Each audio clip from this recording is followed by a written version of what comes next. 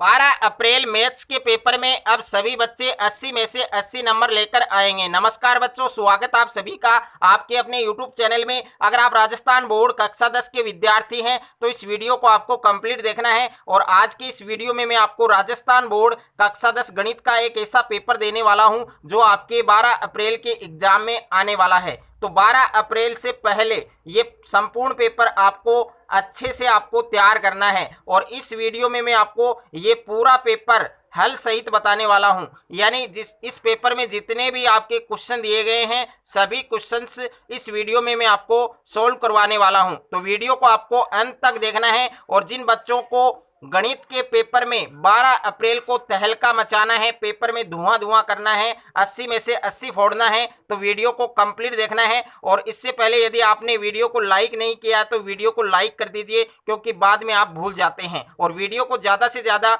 आपको शेयर करना है ताकि ऑल स्टूडेंट इस वीडियो का प्रॉफिट ले सके। तो देखिए, सबसे पहले आपको खंड ए दिया गया है और खंड ए में यानी सेक्शन ए में प्रश्न संख्या 1 है, उसमें टोटल 12 आपके मल्टीपल चॉइस क्वेश्चन दिए गए हैं। जिसमें पहला प्रश्न है जो आपके इंग्लिश और हिंदी मीडियम में है। तो यहां पर आप देख सकते हैं कि दो संख्याओं का महत्तम समापवर्तक, यानी दो संख्याओं का HCF है वो आपको 4 दे रखा है और LCM है वो आपको 9696 यानी 96 दे रखा है। यदि एक संख्या 96 है यानी 96 है तो दूसरी संख्या क्या होगी? ए ऑप्शन में आपको 120 दिया गया है, ब में आपको 44 दिया गया है, स में आपको 404 दिया गया है और द में आपको 72 दिया गया है। यानी इंग्लिश में क्वेश्चन दिया गया है the HCF of two number is 4 and the LCM is 9696 if one number is 96 then the other number will be, यानी दूसरा नंबर है वो आपको फाइंड करना है।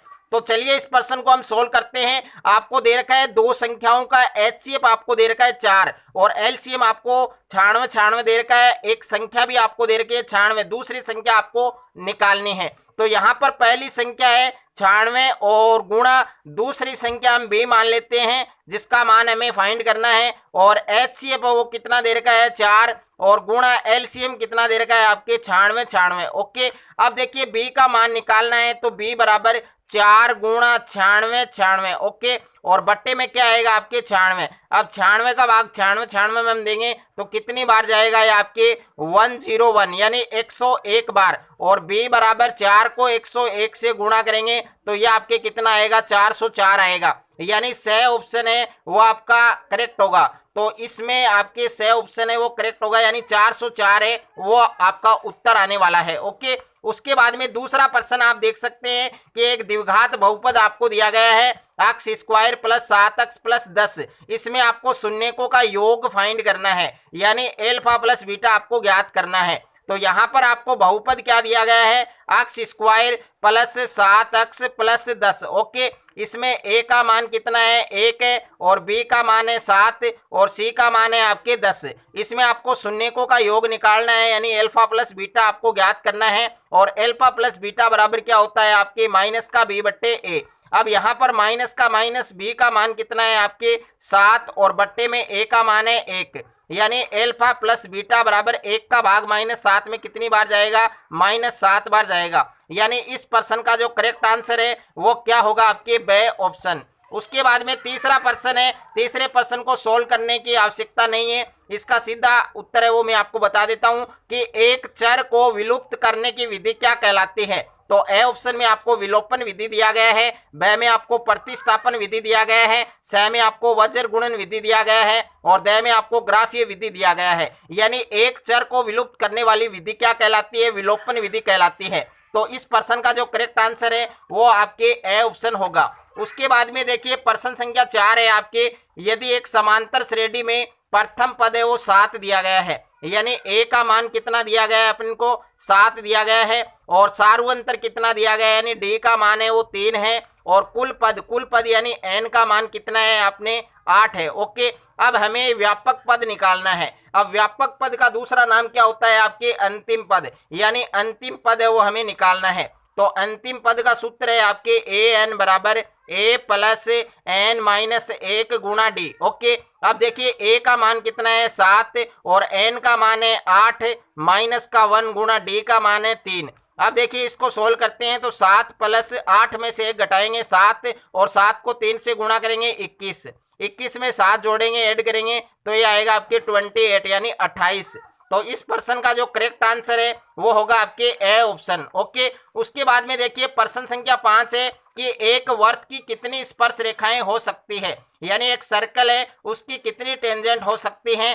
तो इस प्रश्न का जो करेक्ट आंसर है वो होगा आपके स ऑप्शन यानी अनंत आएगा। ओके, अनंत जो टेंजेंट है, अनंत जो स्पर्श रेखाएं हैं वो खींची जा सकती हैं। और उसके बाद में प्रश्न संख्या 6 है आपके, यदि B square minus 4ac equal में 0 है तो उसके मूल क्या होंगे। अगर इक्वल में 0 है तो उसके मूल क्या होंगे, तो उसके मूल होंगे आपके, यानी ए में आपको दिया गया 2 बराबर व वास्तविक मूल और ब में कोई वास्तविक मूल नहीं, स में 2 भिन्न भिन्न वास्तविक मूल और द में आपको उपयुक्त सभी दिया गया है। तो इस प्रश्न का जो करेक्ट आंसर होगा वो होगा ए ऑप्शन। ओके, यदि B square minus 4ac less than 0 हो तो उसके मूल है वो होंगे आपके काल्पनिक या कोई मूल नहीं होंगे, वो आप लिख सकते हैं। अगर ग्रेटर देन 0 यानी 0 से बड़ा है, 0 से बड़ा है तो 2 भिन्न भिन्न वास्तविक मूल होंगे। अगर यहाँ पर बराबर में 0 है तो उसके 2 बराबर व वास्तविक मूल होंगे। तो इस प्रश्न का जो करेक्ट आंसर है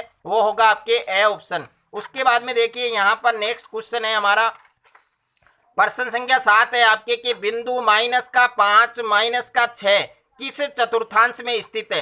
तो देखिए चतुर्थांश है वो आपके 4 प्रकार का होता है। ओके, आपने ग्राफ में देखा होगा, यहाँ पर 0 होता है और यहाँ पर x प्लस का नंबर, यहाँ पर y प्लस का नंबर, यहाँ पर x माइनस का नंबर और यहाँ पर y माइनस का नंबर। ओके, अब देखिए यहाँ पर जो पहला चतुर्थांश है वो ये होता है और सेकंड यहाँ पर और थर्ड है वो यहाँ पर होता है और फोर्थ है वो यहाँ पर होता है। ओके, अब देखिए फर्स्ट में दोनों साइन है वो किसके आते हैं, प्लस प्लस के आते हैं। आपको नंबर से कोई मतलब नहीं है, आपको साइन देखना है। तो दोनों यदि दोनों साइन प्लस प्लस के हैं तो वो फर्स्ट चतुर्थांश में होगा।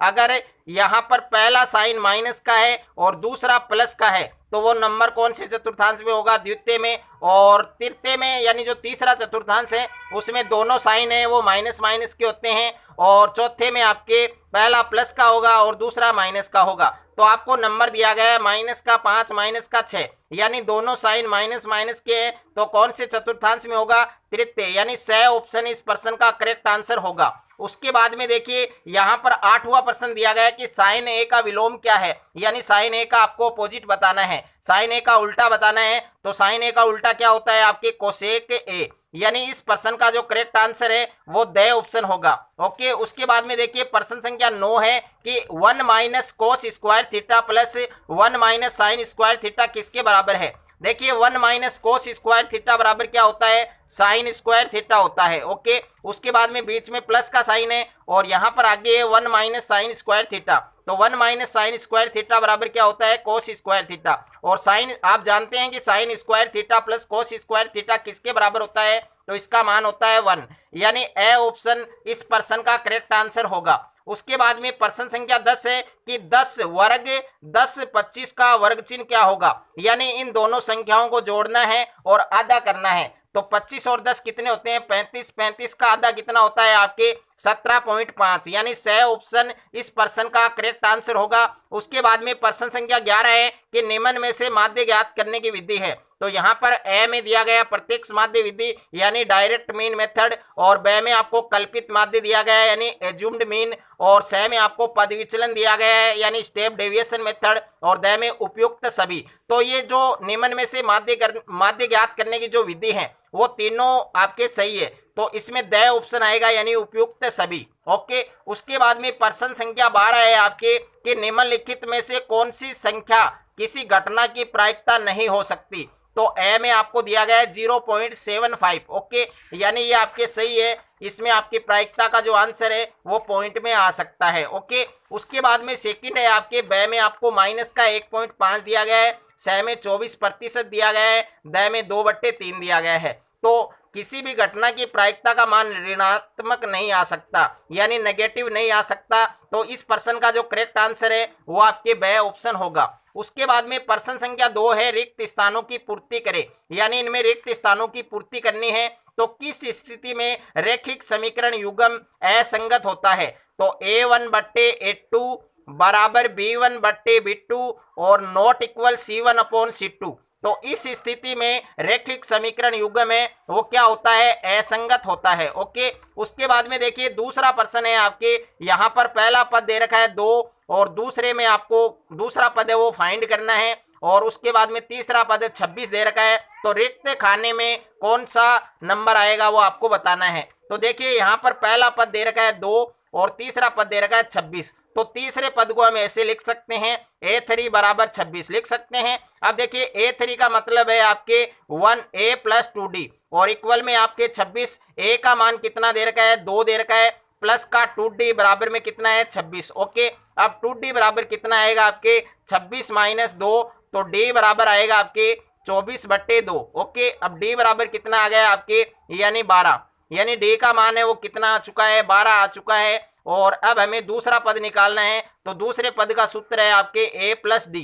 A का मान है आपके 2 और D का मान है आपके 12, 12 में 2 ऐड करेंगे तो 14 आएगा। यानी यहाँ पर जो रिक्त खाना दिया गया, रिक्त जो बॉक्स दिया गया है, इसमें कौन सा नंबर आएगा 14 आएगा। उसके बाद में तीसरा प्रश्न है कि बिंदु अक्ष Y की मूल बिंदु 0, 0 से दूरी है वो क्या होगी। तो सबसे पहले इसमें लगाना है आपको रूट और यहाँ पर लगाना है आपको x square plus y square. Okay, यानी 0, 0 जो मूल बिंदु है, मूल बिंदु से x y के बीच की जो दूरी है वो क्या कहलाती है root x square plus y square. Okay, उसके बाद में देखिए प्रश्न संख्या 4 है आपके कि 1 + कोट स्क्वायर थीटा बराबर क्या होता है। तो 1 + कोट स्क्वायर थीटा बराबर ये आपके एक फॉर्मूला है। तो 1 + कोट स्क्वायर थीटा बराबर होता है कोसेक स्क्वायर थीटा। ओके, ये आपको इसमें लिखना है। और उसके बाद में अगला क्वेश्चन है आपके कि कोसेक 90 डिग्री माइनस थीटा किसके इक्वल होता है। तो कोसेक 90 डिग्री माइनस थीटा किसके इक्वल होता है सेक थीटा के। तो इसमें आपको सेक थीटा लिखना है और प्रत्यक्ष माध्य का सूत्र आपको बताना है। तो प्रत्यक्ष माध्य का सूत्र है x बार बराबर सिग्मा एफ एक्स बटे सिग्मा एफ, ये आपको लिखना है इसमें। और उसके बाद में देखिए पहला प्रश्न है प्रश्न संख्या 3 में अति लघुत्रात्मक प्रश्न है, जिसमें पहला प्रश्न दिया गया है कि शांत दशमलव प्रसार के लिए शर्त लिखिए। तो शांत दशमलव प्रसार के लिए शर्त क्या होगी 2n × 5m, बस ये इतना आपको लिखना है 2n × 5m। उसके बाद में दूसरा प्रश्न है कि रैखिक बहुपद में शून्यकों की संख्या लिखिए। तो रैखिक बहुपद में शून्यकों की संख्या कितनी होती है आपके 1 होती है। तो इस प्रश्न का करेक्ट आंसर 1 होगा। और तीसरा प्रश्न है कि P के किन मानों के लिए निम्न समीकरणों के युग्म का एक अद्वितीय हल होगा। ओके, तो अद्वितीय हल के लिए आप क्या सूत्र लगाते हैं A1/A2 और B1/B2, यानी ये सूत्र लगेगा आपके A1/A2 not equal B1/B2। Okay, अब देखिए A1 कितना है 4 और बट्टे A2 कितना है 2। उसके बाद में नॉट इक्वल B1 कितना है आपके P और B2 कितना है आपके 2। इनको हम क्रॉस मल्टीप्लाई करेंगे, क्रॉस गुणा करेंगे तो यह आएगा आपके 2P बराबर 8। ओके, नॉट इक्वल और P नॉट इक्वल 8/2, तो P नॉट इक्वल कितना आएगा 4 आएगा। ओके, तो 4 है वो इस प्रश्न का करेक्ट आंसर होगा। उसके बाद में प्रश्न संख्या 4 है आपके कि गुणनखंड विधि द्वारा द्विघात समीकरण 3x स्क्वायर माइनस 2√6x + 2 = 0 है। तो इसके मूल है वो आपको ज्ञात करने हैं। ओके, इसमें जितने भी क्वेश्चन दिए गए सारे क्वेश्चन आपको एग्जाम से पहले अच्छे से आपको तैयार करने हैं। उसके बाद में प्रश्न संख्या 5 है कि यदि द्विघात समीकरण kx² + 5x + 3k के शून्यकों का योग उनके गुणनफल के बराबर है तो k का मान ज्ञात कीजिए। और प्रश्न संख्या 6 है आपके कि 5 सेंटीमीटर लंबे रेखाखंड को 3:2 के अनुपात में विभाजित कीजिए। इसमें आपको केवल चित्र बनाना है। और प्रश्न संख्या 7 है आपके कि बहुपद ax + b का शून्यक लिखिए। तो इसका शून्यक आएगा आपके -b/a। ओके, और प्रश्न संख्या 8 है आपके कि बिंदु -5 -3 इसकी y अक्ष से दूरी बतानी है। तो y अक्ष से दूरी है वो भुज कहलाती है। तो यहाँ पर भुज का मान है -5, लेकिन दूरी है वो कभी भी ऋणात्मक नहीं हो सकती। तो यहाँ पर इसका जो उत्तर है वो +5 लिखना है। उसके बाद में प्रश्न संख्या 9 है कि 2tan² 45 degree plus cos² 30 degree minus sin² 60 degree का मान बताना है। और प्रश्न संख्या 10 है कि sin 3a बराबर cos a - 26 डिग्री हो, जहां 3 एक न्यूनकोण है यानी 90 डिग्री से कम है, तो a का मान हमें ज्ञात करना है। और प्रश्न संख्या 11 है कि 2 खिलाड़ी अनीता और संगीता फुटबॉल का एक मैच खेलती हैं, यदि अनीता द्वारा मैच जीतने की प्रायिकता 0.38 है तो संगीता के मैच जीतने की प्रायिकता है वो आपको ज्ञात करनी है। और प्रश्न संख्या 12 है आपके कि बंटन 2 3 5 6 1 0 3, इसका आपको माध्यक ज्ञात करना है, यानी इसकी आपको मीडियन है वो फाइंड करनी है। ओके, उसके बाद में खंड ब है, और खंड ब में यानी सेक्शन बी में प्रश्न संख्या 4 है आपके अभाज्य गुणनखंड विधि द्वारा संख्या 12 15 24 इन तीनों संख्याओं का आपको एचसीएफ निकालना है और एलसीएम निकालना है। ओके, उसके बाद में प्रश्न संख्या 5 है कि द्विघात बहुपद टी स्क्वायर माइनस 15 के शून्य ज्ञात कीजिए, इसके जीरोज हमें फाइंड करने हैं और शून्य को तथा गुणांकों के बीच संबंध के सत्यता की जांच कीजिए। और प्रश्न संख्या 6 है आपके कि एक नगर में टैक्सी के भाड़े में एक नियत भाड़े के अतिरिक्त चली गई दूरी पर भाड़ा सम्मिलित किया जाता है।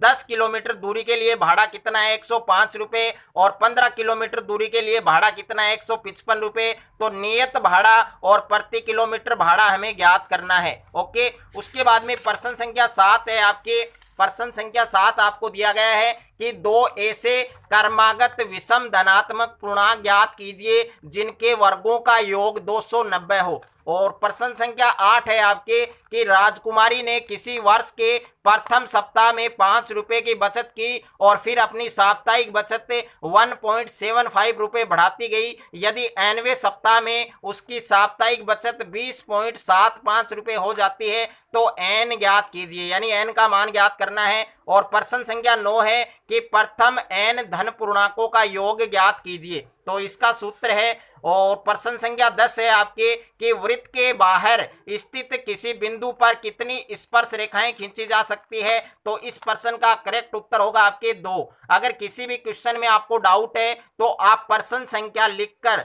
आपको कमेंट करना है, उसका उत्तर है वो आपको बता दिया जाएगा टेलीग्राम ग्रुप पर या व्हाट्सएप ग्रुप पर। ओके, और प्रश्न संख्या 11 है आपके 6 सेमी त्रिज्या का एक वृत्त बनाइए, इसमें केवल आपको डायग्राम बनाना है, केवल आपको चित्र बनाना है। और प्रश्न संख्या 12 है आपके त्रिकोणमितीय अनुपातों कोसे और टेने को साइने के पदों में व्यक्त कीजिए। और प्रश्न संख्या 13 है आपके cot 85 degree plus cos 75 degree को 0 डिग्री और 45 डिग्री के बीच के कोणों के त्रिकोणमितीय अनुपातों के पदों में व्यक्त कीजिए। और उसके बाद में प्रश्न संख्या 14 है आपके यदि 3 4 5 17 और अक्ष का मध्य 6 है, यानी मीन है वो आपको दे रखा है 6, अक्ष का मान आपको फाइंड करना है और इसके प्रयोग से आपको माध्यक भी ज्ञात करना है। और उसके बाद में प्रश्न संख्या 15 है एक बारंबारता बटन का माध्य 8 दे रखा है और माध्यक 10 दे रखा है, तो बहुलक ज्ञात कीजिए,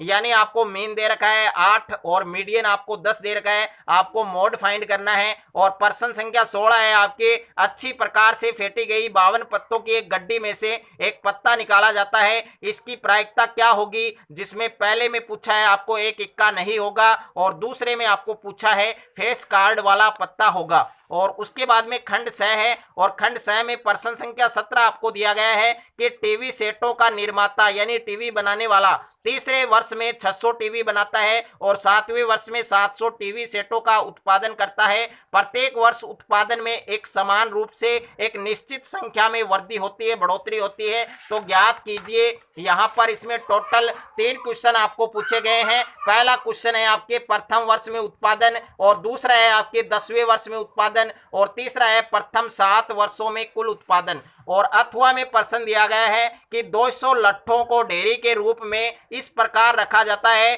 कि सबसे नीचे वाली पंक्ति में 20 लट्ठे हैं और उससे अगली पंक्ति में 19 लट्ठे हैं और उससे अगली पंक्ति में 18 लट्ठे हैं, तो ज्ञात कीजिए कि 200 लट्ठे कितनी पंक्तियों में रखे गए हैं और 20वीं पंक्ति में कितने लट्ठे रखे गए हैं। तो कंप्लीट क्वेश्चन आपको करना है। और उसके बाद में प्रश्न संख्या 18 है आपके एक त्रिभुज का क्षेत्रफल 24 वर्ग मात्रक है जिसके शीर्ष 1 माइनस का 1 माइनस का 4 6 और k माइनस का 5, तो हमें k का मान है वो फाइंड करना है। उसके बाद में अथवा में प्रश्न दिया गया है कि यदि बिंदु ए के निर्देशांक है 6 और 1 और बी बिंदु के निर्देशांक है 8 और 2, सी बिंदु के निर्देशांक 9 और 4 दे रखा है और डी बिंदु के निर्देशांक पी और 3 दे रखा है, एक समांतर चतुर्भुज के शीर्ष हैं तो इसी क्रम में है, तो यहाँ पर पी का मान है वो आपको फाइंड करना है। उसके बाद में प्रश्न संख्या 19 से सिद्ध कीजिए,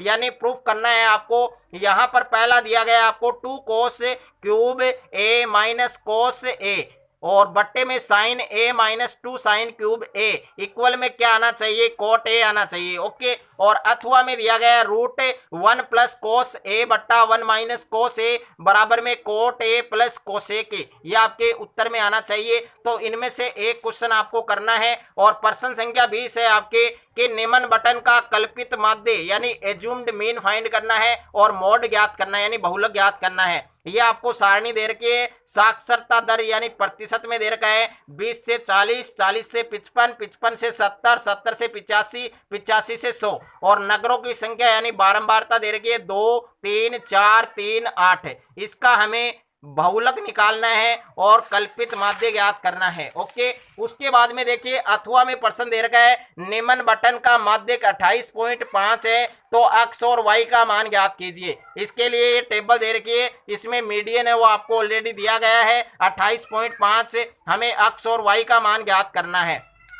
उसके बाद में खंड द है, खंड द में प्रश्न संख्या 21 है आपके कि निम्न रैखिक समीकरण युग्मों को ग्राफीय विधि से हल कीजिए। यानी इसमें दो समीकरण आपको दिए गए हैं, 3x माइनस 5y बराबर माइनस का 1 और दूसरा समीकरण है 2x माइनस का y बराबर माइनस का 3। ओके, इसका ग्राफ बनाना है। और अथवा में दिया गया है कि 5 सेवों और 3 संतरों का मूल्य 35 रुपये है और जबकि 2 सेवों और 4 संतरों का मूल्य 28 रुपये है। इस स्थिति को बीजगणितीय रूप में लिखकर ग्राफीय विधि से आपको हल करना है। ओके, उसके बाद में प्रश्न संख्या 22 है आपके कि एक दिए गए त्रिभुज ए बी सी के समरूप एक त्रिभुज की रचना कीजिए जिसकी भुजाएं त्रिभुज ए बी सी की संगत भुजाओं की कितनी है, 5/3 गुनी है। ओके, और अथवा में प्रश्न है एक वृत्त के बाहर स्थित किसी एक बिंदु से उस पर स्पर्श रेखाओं की आपको रचना करनी है। और उसके बाद में प्रश्न संख्या 23 है आपके यदि नीचे दिए गए बटन का माध्य यानी माध्य मीन है वो आपको दे रखा है 50, हमें x और y का मान निकालना है। तो ये आपको टेबल दे रखी है, वर्ग अंतराल दिया गया है और बारंबारता दी गई है। आपको जो अज्ञात मान है x और y इन दोनों के मान आपको प्रकलित करने हैं। और अथवा में प्रश्न दिया गया है निम्न बटन का माध्य ज्ञात कीजिए, यानी इसमें आपको मीडियन ज्ञात करनी है। और यहाँ पर आपको एक टेबल दी गई है जिसमें भार किलोग्राम यानी आपको वर्ग अंतराल दिया गया है और बारंबारता दी गई है। तो ये कंप्लीट पेपर है, ये आपको बोर्ड एग्जाम से यानी 12 अप्रैल से पहले ये पूरा पेपर आपको अच्छे से आपको तैयार करना है।